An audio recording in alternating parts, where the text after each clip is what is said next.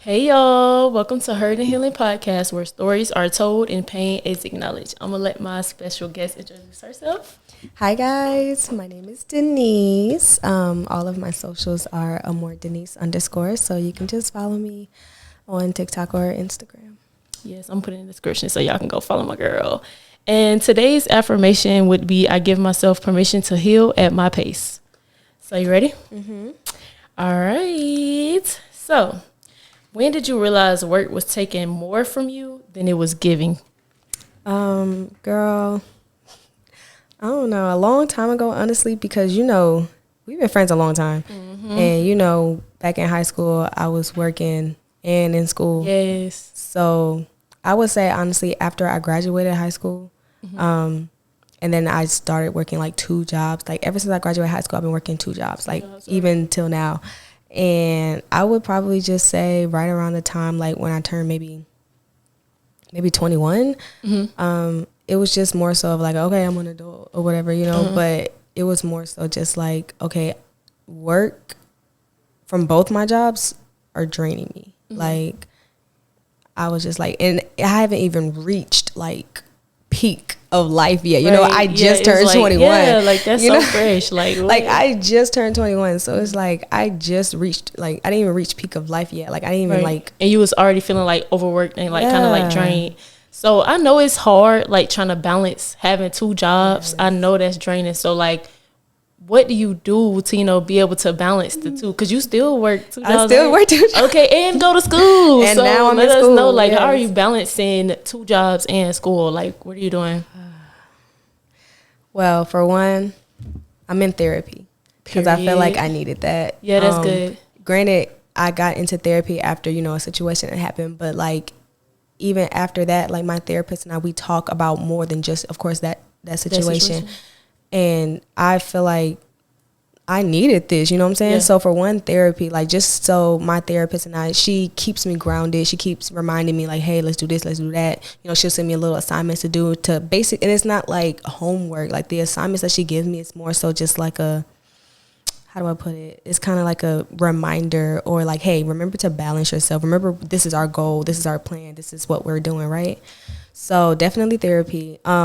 As best as I can, try to hang out with my girls, Okay. I know everybody busy. We all got life going on. So it's kind of hard to like get into that and hang out, especially with all our busy schedule. We got kids, all that type of stuff. So as best as I can, try to hang out with my girls. But like part of my plan, especially with the new year that just started, one thing me and my therapist kind of like was like, oh, we're going to start doing this. I need to start taking personal time for myself.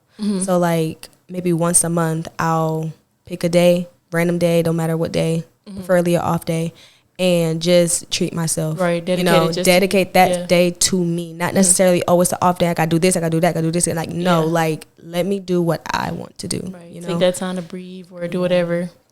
Like a self-care day kind of, sort of. It is, sort of. But like, it don't necessarily have to be like, oh, get my nails done, get my toes, hair done. It's just doing whatever I want to do. Go out to eat, go watch a movie, or go to the park, just sit, talk to myself, journal, whatever. You know what I'm saying? Yeah. So it's just basically just take once a month. I'm working on doing it more consistently, but like so far just once a month. Yeah, taking that one day to yourself. Okay, that makes sense. Yeah, I know that's a lot. And you've been working 2 jobs since we was in high school. So I want to commend you on that, because now you're doing 2 jobs and school. Like, that's too much, honestly. But okay, so what does a burnout look like to you? What does a burnout look like to you? Girl, and how do you like recover from a burnout? I ain't gonna lie, I actually just went through a burnout not too long ago. So I can honestly use that experience as an example. Like, I got promoted at one of my jobs, right? So like I'm like a leader now, whatever. And I had to adjust my schedule. I have to be in there a little bit earlier, stay a little later or something, you know what I'm saying? So it was just from going from one job straight to the next, and then dealing with this new position, So it's just like, okay. And then managing school, I definitely was like, I'm burnt out right now. Like, too much is going on. You got even more on your plate now that you've been promoted. Right. Yeah. I was literally experiencing burnout, and I noticed it because of how I was acting. It's like my body was there, but my brain was just like turned off. You know what I'm saying? Mm-hmm. I wouldn't even say like it was just out of space, just wandering. Like, no, like it was just turned off. Like, I'm just like, I don't know what to do. Like, mm-hmm. like I don't know what to like, do. What do I do at this what point? do I do? Like, it's like my body's still moving though, because I gotta move, I gotta work, I gotta do this, that, and third. I'm driving, doing this, like making plans or whatever, but it's like my brain just like, girl, you can't function right now. Like, right. And after a while, your body starts like telling you, you start feeling it. Like it starts really draining you. So yeah, that's, ooh. So like the way that I'm going to be real with you, I didn't really kind of, I wouldn't say fix it or like, you know, work on it, but it kind of just, I wouldn't say went away by itself, but it kind of just eased its way down a little bit once I got like a routine or doing things and this and the third. But honestly, I would probably just say like, if you're experiencing burnout, something either has to change or like you just got to take a step back. Ease up or something. Yeah, ease up on yourself a little bit. Yeah, definitely. Yeah, that's true. Because people out here, you know, having serious problems with stuff like that. So you're doing good though. Like I said, I commend you for real because I couldn't do it. But okay, so how has your friendship shifted as you've grown? We kind of was just talking about this, but yeah, like. Well, you already know I only got 3 friends. I only have 3. And I'm lying. I have 4. I only have 4 friends. I gained a friend last year. I love her to death. I would just say our friendship has really pretty much just grown since we've met. Like, you know, we're still getting used to each other, figuring each other out. But, like, I definitely consider her as a really, really close friend. I love her dearly. But, you know, y'all 3, like... We like, then we've been close since high school. We've been close since high school. 6-7 years. Literally. I will say though, a lot has changed with us. Yes, a lot has changed with us. It's not the same how it used to be, and it's really like we growing together too, though. Right. So it's like, you know, it's like it's no bad blood for sure. Mm-hmm. Like we all love each other, but it's like we can definitely see the new shift in our friendship. Yeah. We're all growing in our own way as individuals. Mm-hmm. And then it's like we're still trying to be that good girl group, you know? Yeah. I don't know what the future takes us. I pray every day that you guys are still in my life for sure. I mean, I told my mom this the other day. I was just like, I don't ever see us not being friends, you know? I just hope that we just continue to stay close. Right. If anything, grow closer. Yeah. Literally, yeah. We got to find ways to, like, navigate, you know, like you said, with everybody busy schedule, and it's just a lot. But I feel like it's hard right now, though, because of the simple fact that, like, we're in our mid-20s, you know, and we're trying to still figure out our life or get to the point to where we're like, okay, this is my career, this is it, this is that. Right. This is my plan for the rest of my life. You know what I'm saying? We're still trying to get there. Yeah. So it's just hard. Trying to figure everything out. We're trying to figure out who we really are, you know, like you said, what we want to do. So, yeah, I can agree with that. Mm-hmm.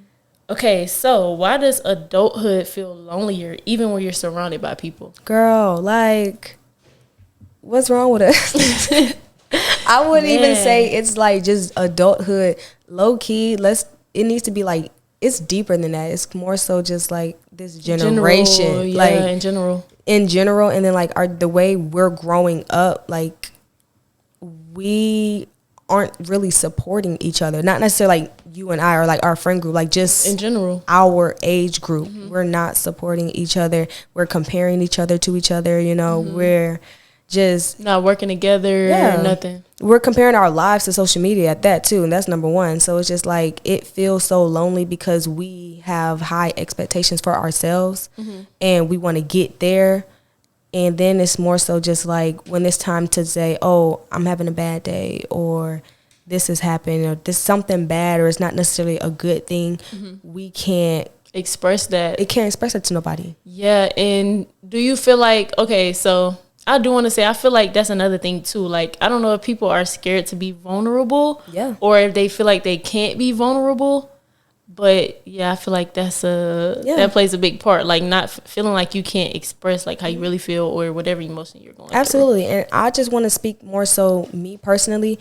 I was raised by a single independent woman, right? She raised me to be an independent woman, right? Yeah, so it's more so just like, though I am an independent woman, I'm gonna get mine. I'm gonna get whatever I gotta get. You know what I'm saying? I'm gonna work for it. But still, I wouldn't say I did that to myself, but low key I did. Like I just said, okay, if a situation happened, I'm gonna just handle it myself instead of just saying, dang, let me go talk to my friend about it. I do need this help. I do need this support. But it's like you so used to being independent, doing it on your own. You like, okay, I got this. Exactly. I'm going to get to it. But it's like we all need that help. We do. I need everybody to know that. We all need that shoulder to lean on. No matter how good you think you are or something, no matter, you know what I'm saying? Sometimes it's good to lean on, the people around you. If, if you can, some people I feel like. Yeah. So like it's like if you can find some type of outlet maybe, and I definitely encourage like therapy though. For everybody, I don't like how the Black community pushes off therapy. Me either, because I needed that. No, for real. Like y'all don't understand. Just take that step, even if you don't like it. Like it's like don't knock it till you try it. Right. And honestly, this is actually my second therapist because the first one I didn't like, and I was like, I feel like this ain't for me. At first, I was like, maybe therapy isn't for me. Maybe everybody was right. Like, we don't need therapy. Right. But no, I was like, no. You just got to find, let me try it again. Found the one that I like. Okay. Me and her, like, yeah. That's good. Okay, period. I love that. I do remember you saying, like, I'm not sure about this therapist. So that's good. Yeah. Okay, so how has your sense of identity shifted since entering your mid-20s?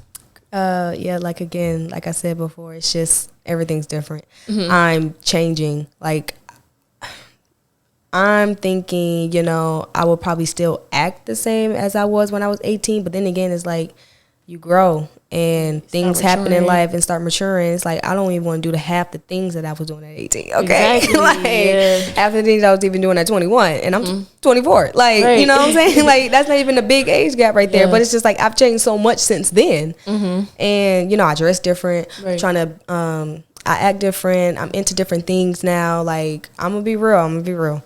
I'm 24 years old. Yeah, I'm young. I don't like the club. Okay. I don't care for the club either. I don't. I mean, it was fun while it lasted when we was young. But it's like, this the stuff we can do at home, though. Right. And then it's like, we paying all this money for sections and bottles. And club culture, I don't feel like it's the same. I don't think I ever experienced, like, the real club culture where, like, everybody dancing, having fun, mingling, talking. So, I don't know. Yeah, but I'm not even lounges, a party clubs, person. I'm not even into that no more. Like, not into it no more. I ain't mad at it. I would just, like you said, prefer to just do that at the home with the girls. Like, right, good little girls. And it's not, okay, my thing is, like, we don't have to just be at home. Like, we just don't have to go to the club either. You know what I'm saying? There are plenty of other things to do. Different stuff to do. Like, yeah. So I would just definitely, though, like, I ain't the type of the club no more. I'm not into none of that no more. Right, and nothing against people that love the club. Right, love that for you, queen. Each his own. Okay, like love that for you. It's just not for me no more. Like I grew into saying, all right, I don't want to do none of that no more. I'm not feeling the club. Right, so like you said, more things to do. I'm growing into doing different things now. I'm trying to find new hobbies and stuff like that for me to do. So like definitely, I've seen a huge shift from when I was like 18, 21. Till now, like and that's good. Comes with maturing, and like you said, you just go through different things in life and you see different stuff and just be like, And I'm still trying to find it too. So it's not like I know where I'm at now. Like I'm still finding it. I'm still growing, still maturing. Yeah, I definitely plenty more maturing to do. Right, that's what I feel like the 20s is all about. Like you said, just figuring out life, figuring out what you want next. Figuring out who you are, what's the next step. I mean, you learning and you growing in your 20s. Right. I feel like this is the perfect, learning and growing. That's the perfect, learning and growing. Like, literally. Okay, so what part of yourself are you reclaiming after growing up in your environment? Reclaiming? Ooh, that's a good one. I would probably just say... That's a good one, girl. I don't know. I'll probably just say more being in tune with myself, maybe, because when I was younger, like, I wouldn't say I tried to, like, fit in, but, like, more so I knew that I wasn't me either, Like, I wasn't truly me. Like, I was me around y'all, yeah, but, like, I was still kind of, like, I don't know, not putting on a front, but, like, just not be me, not be myself around other people. But I would probably just say something along like that because before, like now I'm being more me. I'm introducing myself as me. This is Denise. You know what I'm saying? Like I'm just being more open and honest with myself. And if you don't like it, don't talk to me. Right. Like, if you don't like it, don't talk to me. It's cool. The right people gonna come around. Okay.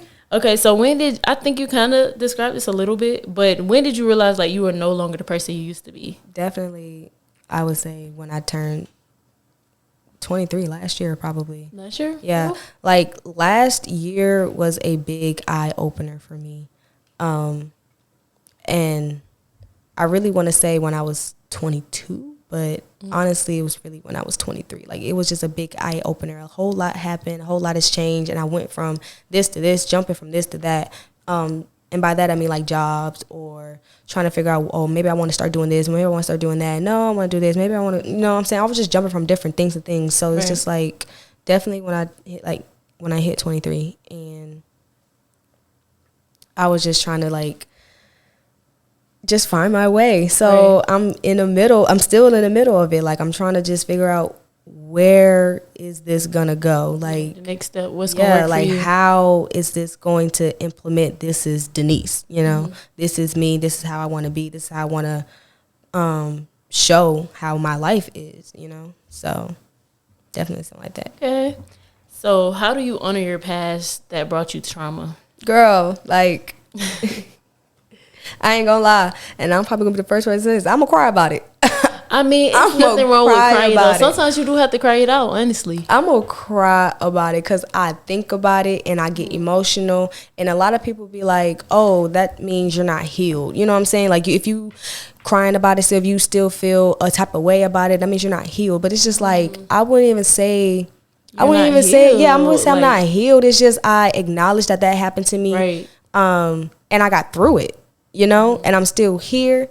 And it was more so just like it's a lesson that I learned, and I'm gonna take that and I'm gonna take it with me in my future. You know, let's not do that no more. Take it to the chin, learn from it. You know, grow from it. Definitely. So I wouldn't necessarily say like, oh, I'm not healed just because like I'll cry about it. It was just it's more so just like, dang, like I really went through that. It was a season that really happened to me, and I had to live through it. It was my bed that I had to lie in. You know, so I would just definitely say like for one, definitely I'll cry about it. For two, I mean, definitely acknowledge it and don't ignore it. Like I feel like our past comes up in our future a lot in the present. Like it comes up a lot simply because, for one, like you said, if it's trauma, that's gonna follow you for the rest of your life. I don't care if you heal from it. I don't care. You gonna remember it, and that's gonna follow you for the rest of your life. It happened in your life, so. That's just one thing. So I was just like, just acknowledge it. Like if it comes up or if it happens or if something happens around you that reminds you of it, just acknowledge it. Be like, yep, that happened to me. I ain't gonna do that no more. You know what I'm saying? So yeah, I'm gonna cry about it, acknowledge it, and just keep going. That's it. Ain't nothing wrong with that, honestly. Okay, so how do you balance softness and strength? I'm trying. I'm trying right now. And like you said, you're an independent woman. You know, you were raised by an independent woman. So let me ask you this, like, do you feel like when the time does come for somebody to actually like take lead or help you out, you know, let some of that stress off your back, do you feel like you give them the space and the opportunity to do that? Or do you already have that mindset like, look, I'd rather just get it done myself because I'm used to it. I know I'm gonna get it done. And I know this a lot, but are you like kind of hesitant about letting somebody, you know, take that stress off your back and, you know, step up and help you out? So let me start off by saying this. I am trying to enter my new feminine soft girl era, right? I'm trying. Yeah. I'm trying to enter my new feminine soft girl era. I do try to allow other people to take care of me or do things for me, you know, instead of just jumping and saying, don't worry about it, I'll do it myself. You know, because I'm quick to say that. Or if one bad thing goes wrong, or like, one thing if it feels like it's an issue, don't worry about it, I got it. You know, quick. I'm quick to say that, and I'm trying to like hold back on that, simply because it's just like, again, like you said earlier, everybody needs help. Everybody needs help. I need help, and I should not just close that off just because I know I'm going to do it. Even if I don't do it right then and there, I'm going to do it eventually, right? I need to be able to be okay with allowing other people to do it for me, whether it's relationships, friendships, family, you know, whatever. I need to be able to lean on people, and I have lately. I have slowly but surely. Baby steps. Right, slowly getting there. That's all it takes. Steps. One step at a time. I feel like a main thing that comes in that though is trust. Like you need to be able to trust the person that you're asking for help, and trust that they will just come through for you, even if it's not when you want it to be. Right, no matter what. They're still going to come through for you. And let me ask you this. Do you sometimes feel like, what's the word? Do you feel guilty, or like, do you ever feel some type of way when it does come time for you to, you know, ask for that help or that support? Or like, are you comfortable, you know? It doesn't make me feel guilty. My thing is I be scared that it's going to become an issue. Scared of the outcome? Yeah. I feel like it's going to become an issue, or I feel like I'm a burden, or I feel like I'm a problem. That's my thing. I feel like if I'm asking for help, I'm a burden to you, or I'm a problem. It's something. I feel like it's an issue, because we all got stuff going on. That be going on in the back of my head. Everybody got their own situation so going on. You don't want to come with your problems. And I don't want to add to you it. Know, I mean, listen, you got to be there. I mean, we all going to go through something. But it's like when it comes to friends and family, like just try your best to be there. I mean, I know we got our own stuff going on. But, I mean, like we said, you need somebody. But then that person needs to be able to give that comfortability to me. You know what I'm saying? Yeah, like, true. make me feel like I can come to you. Yeah, that makes sense. Because if you making it seem like I can't, or if I do ask you and it's a problem, I'm not gonna ask you for nothing else no more. I'm going on about my day. I know better my than day. to Hey, you, never mind, my bad. Right. I got that makes sense. Okay, yeah, that's understandable. Yeah. So, I don't even know. Do you feel like that's also a coping mechanism for you, like being like hyper independent? Yes, it is. Okay. It's a coping mechanism for me. Is it a good one? Probably not. I do think it's a bad habit of mine, and I do think that's one of the things that I need to break. Yeah. Because again, I'm quick to say I'll just do it. Don't worry about it. Yeah. Yeah, I feel like it's just you could be putting like more stress on yourself. Yeah. So yeah, that makes sense. So, how do you feel?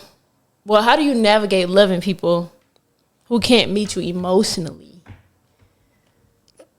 Let's get into that. I feel like emotional situations are very personal, and it takes a lot. If a person cannot meet me emotionally, I feel like personally I'm not able to connect with you. That's just my opinion, because again, being emotional with somebody is being vulnerable, right? And that opens up a whole nother thing. Yeah. Like, that's a whole nother thing you're opening up. So, yeah, I just think if you're not able to be emotional with me, have my emotional support, understand me emotionally, you know what I'm saying? Then, yeah, So, what would you say, like, to someone that's, like, in those shoes, that's loving somebody that can't, you know, reciprocate that energy? Like, because some people feel like, oh, like, I can stay in this relationship, I can make this work, I can make him or her, you know, love me or get closer to me. Like, what would you say to those people that's trying to do it that way? I'm not going to say it's impossible, but it's going to be hard. Because if that person cannot understand you emotionally, because that's what you need, you know what I'm saying? Like, on an emotional level, I need you to understand me. And it could be about any situation you got going on in your life. I need you to understand me emotionally and then be there for me. And then this is me putting this stress low-key on your shoulders. Like, you know what I'm saying? Like, I'm low-key trying to put it on you because I want you to hold me up. You know what I'm saying? Like, I'm weak right now and I need you to hold me up. So I feel like if they aren't going to be there for you emotionally, I'm not saying it's not going to be impossible. It'll be something to truly, truly communicate and work on with that person. But 9 times out of 10, that's just the reality of life. It doesn't work out. Yeah. I agree.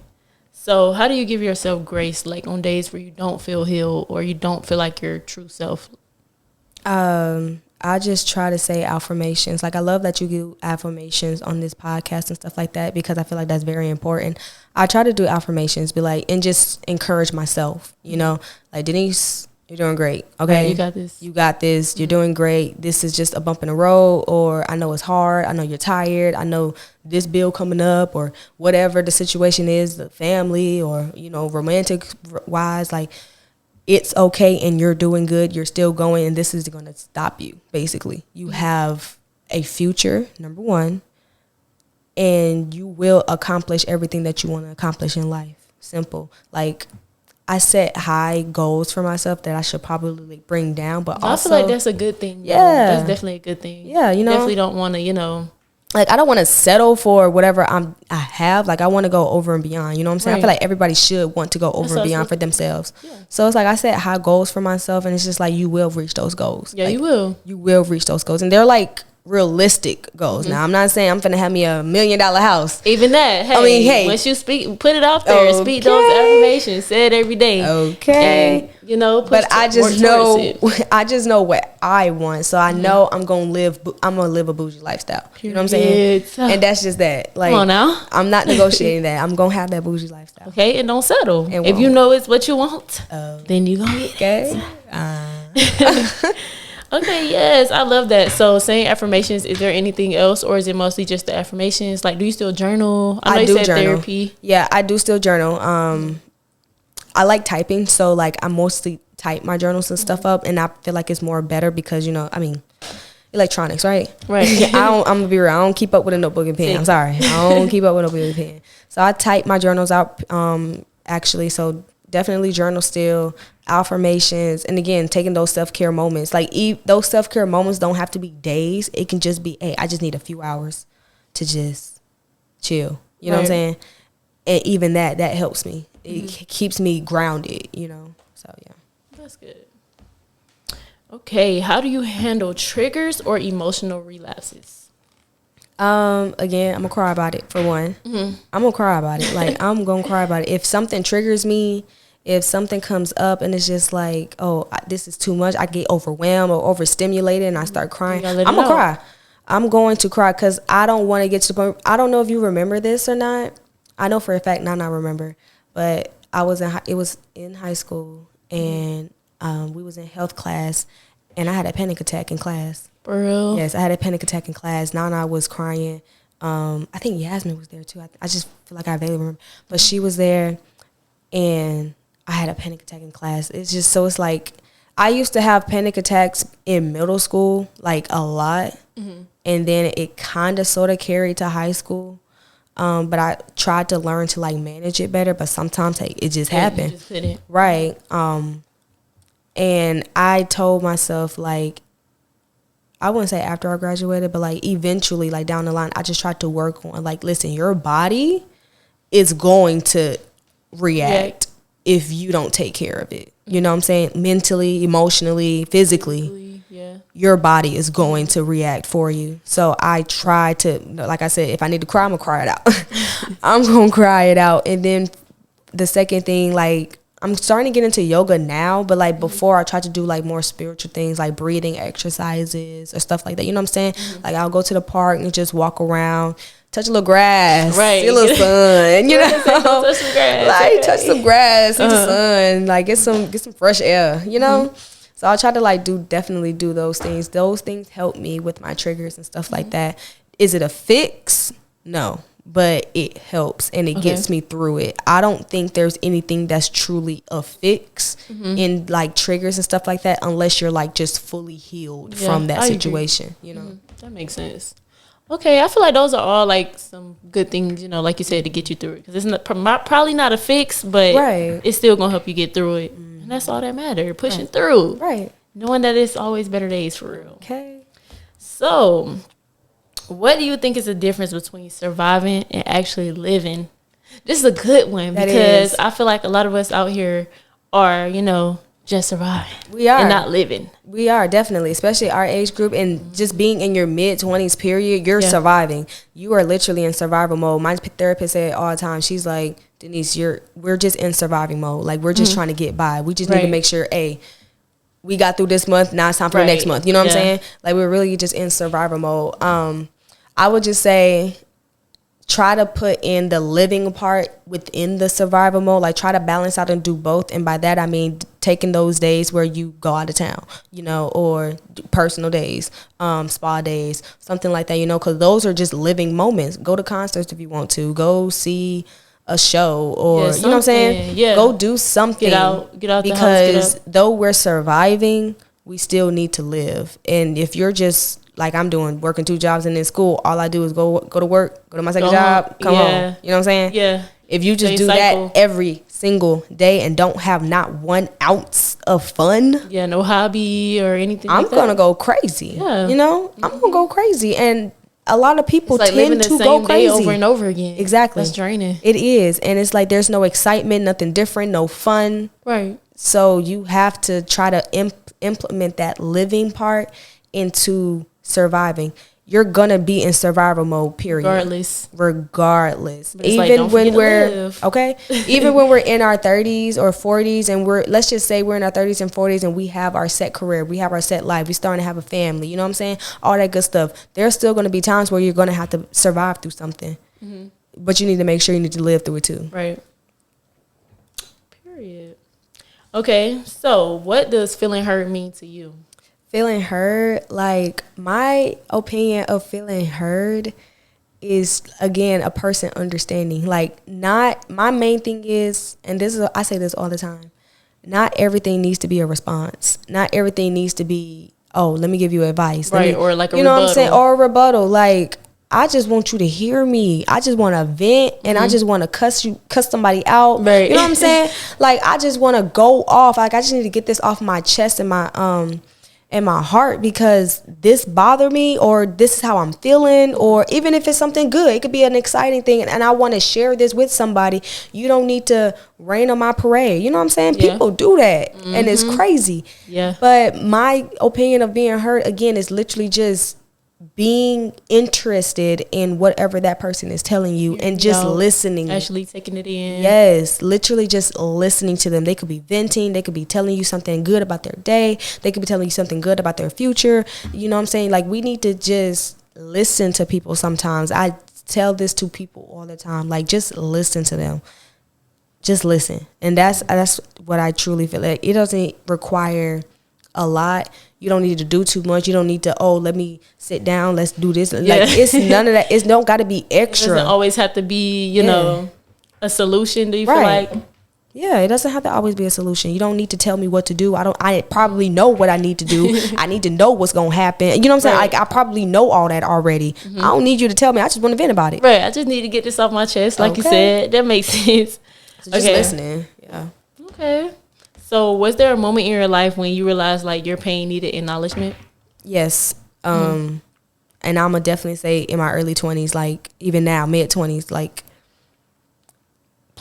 this is literally just figuring ourselves out. So it's just like, if I'm in pain about something, it needs to be heard. Like, it needs to be heard. And even though I'm an independent woman now, again, everybody needs help, and everybody needs to talk. Everybody needs to just get it out. You know what I'm saying? So I feel like everybody needs to acknowledge their pain, number one, and if they're able to vent to somebody, they need to vent to that person, or they need to just talk about therapy. If you feel like trusting a total stranger, do that. Like, you just need to, everybody's pain need to be acknowledged, because everybody's pain is important to them. And it's just as important as the next person's pain. Right. Like, that's my main thing. Somebody life could be way worse than yours, yes, and it's valid. Realistically speaking, yes, that's valid. Your situation is way worse than mine, but that doesn't necessarily mean it's more important than mine. Right. You know, my situation is my situation, and it's important to me. Right. Your situation is your situation, and it's important to you. We need to be able to acknowledge each other's pains. I'm not saying trauma bond, but like definitely don't trauma bond. Okay. And I'm not saying trauma bond, but just acknowledge each other's pain and be there for each other. That's it. That's all. Okay, so while we on this topic, trauma bonding, how do you feel about trauma bonding? And because I know it's not a good thing, but a lot of people do kind of, you know, that trauma bond kind of helps them out. Like, people build relationships and friendships. I would say my new friend, love her down again. I would say my new friend Michaela, because I don't want to say me and her trauma bonded, but like, we definitely understood each other's pain. You know, I was just like, girl, I feel that. You know what I'm saying? Us just venting and talking, we're getting to know each other and stuff like that. So we're just like, let me open up a little bit. Right. And it's just like, girl, I relate. And we talk about our pains and stuff like that. I will definitely say me and her kind of sort of trauma bonded, and we have a great relationship. Like our friendship is top tier. She's like a little sister to me, for real. And it's like, I love her dearly and she loves me. Like we have such a great relationship. So I do think trauma bond can be a good thing. However, it can also result in a horrible thing. Like it can result in you trauma bonding with someone can like be like, oh, we're too much alike, and we're gonna always be negative, clash, or just be mad at life together. That's not, you need that balance, you know? You need that balance. That's true. So what does healing like truly mean to you? Healing, going through it. Don't ignore it. Don't Push ignore through. it. Okay. Push through. Like literally live through it. And this doesn't necessarily just have to be relationships. Like it's anything. Yeah. Anything. You need to live through it. Do not ignore it. If you ignore it, it's gonna come back up. Yep. And then it's gonna come back up worse. Right, I was gonna say it's just gonna add more fuel to the fire. Is it literally? So go through it. And honestly, that's really the only thing that I can say is just going through it. Having support, yes, because I feel like everybody needs support when healing. Or if you want to just be a loner, that's fine too. But I kind of think that could have some downfall in it too, like going through things alone. Like everybody needs support. We keep saying it. Everybody needs and every time we say that, I think about that song, Lean on Me. Y'all need to listen to that song. Listen to that song. Okay. But yeah. That's really just it though. Like you just need to have support and go through it. Do not ignore it. Please don't ignore it. If you ignore it, it's just gonna come up later, and it's gonna be worse. That's facts. So the last question I have for you is, what was the turning point for you, like to prioritize your mental health? Like what actually pushed you to, try to start like healing yourself and like acknowledging like what you've been through, your trauma? Going through things for one. It'll be situations where it'll be like, okay, this happened. All right. That happened. I'm gonna work on that. Then something else will happen the next day. Dang. All right.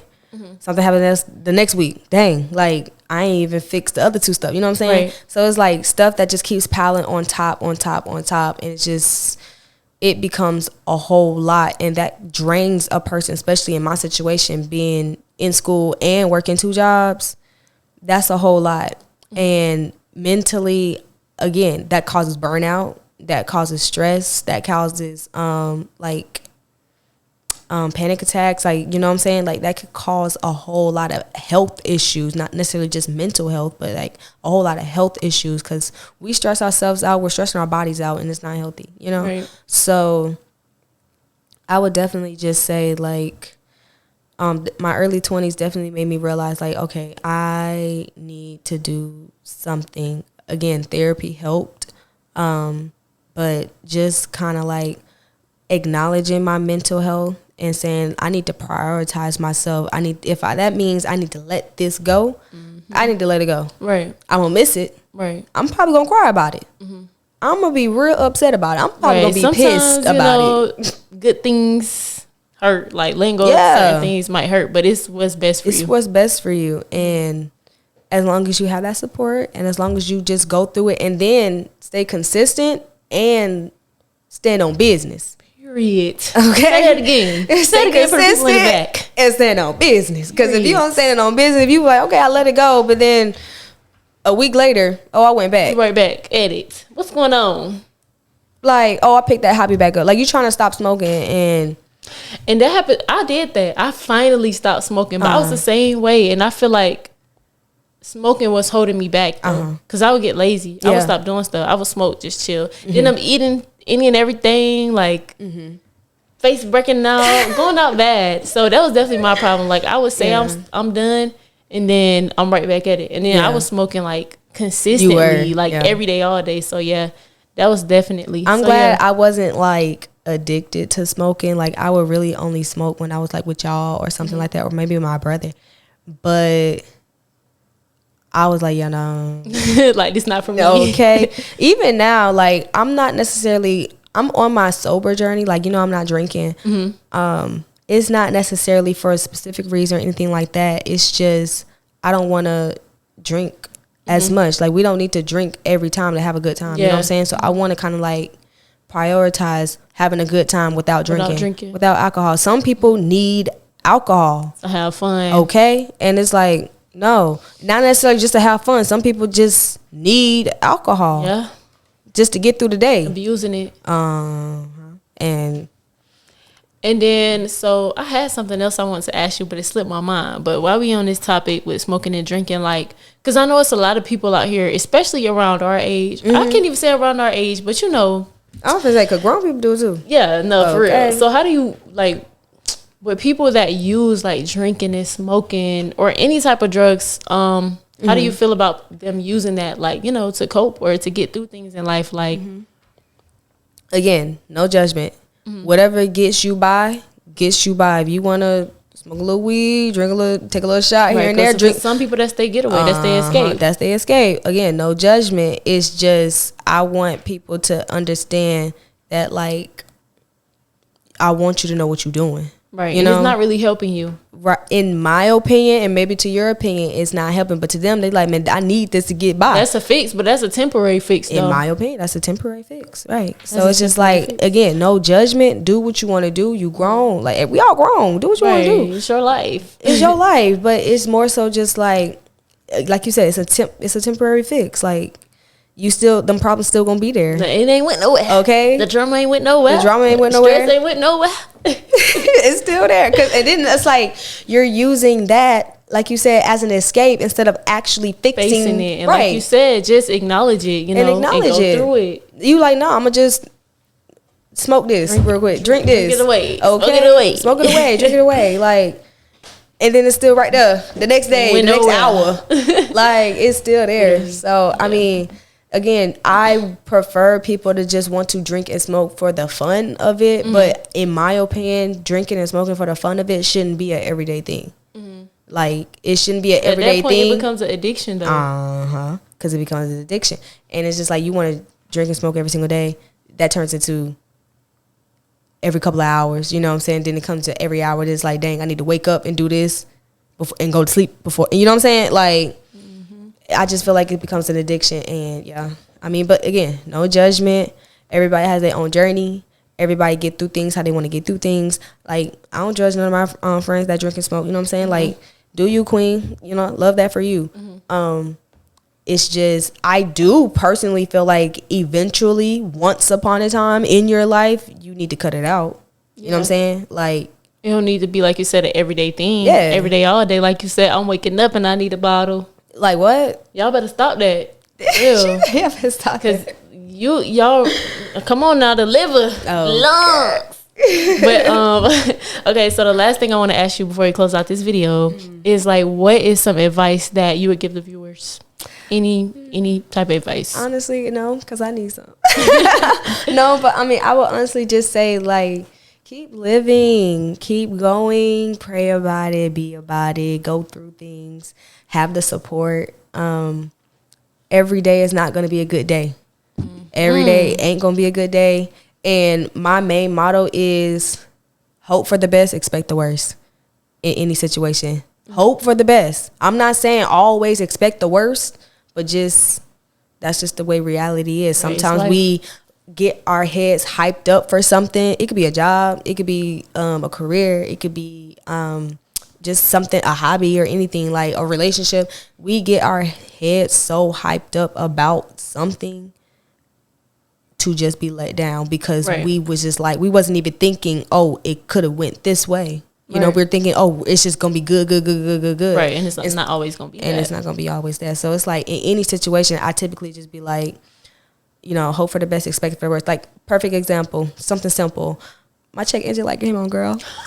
Oh, Lord, not the emojis on the dash. Okay. It's too much. My check engine light came on. I'm going into, I'm like, okay, I got to go to AutoZone. Go to AutoZone expecting the worst. Oh, you need this, you need that, you need this, you Thinking need it that. was gonna be, girl, I need to replace my gas cap.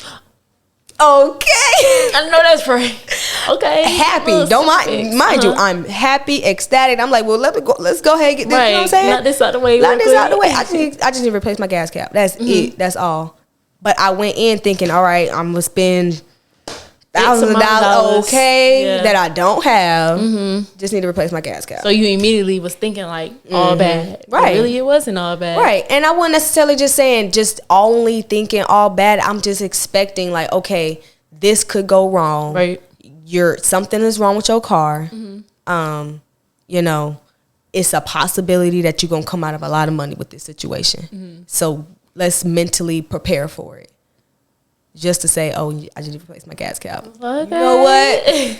Thank you. You all right with me? Okay. Okay. But just that. So, like, just go about life. Live. Definitely live. Like I said, if you just need to have some fun with your friends or do anything of that sort, like, try to do that. Or if you just want to do it by yourself, please do that, because I'm doing it.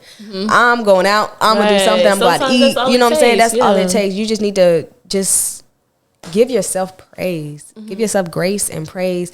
And life is life for everybody, not just you. Life is life for everybody. You're not the only one going through it. We all going through it. It's all about how you get through it. Okay. Right. Okay. All right, y'all. I hope y'all enjoyed this podcast. This is a really great episode. One of my close friends. If y'all have any advice or if y'all agreed or disagreed with something we said in the video, make sure y'all comment that down below. And bye, y'all. See y'all next time.